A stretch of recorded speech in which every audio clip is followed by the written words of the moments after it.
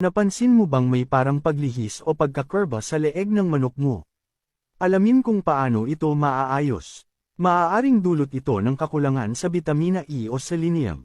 Bigyan ng pagkain na mayaman sa bitamina E tulad ng sunflower seeds at spinach para mapalakas ang muscle control at mapanatiling tuwid ang leeg ng manok. Magbigay ng selenium supplement o natural na pinagkukunan tulad ng egg yolk para mapabuti ang nerve function ng manok.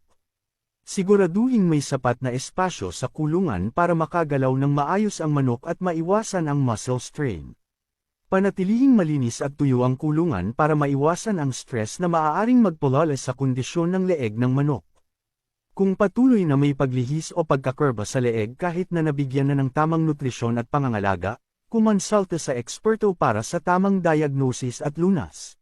Bigyan ng sapat na nutrisyon at tamang pangangalaga ang mga manok mo para mapanatiling malusog at tuwid ang kanilang leeg.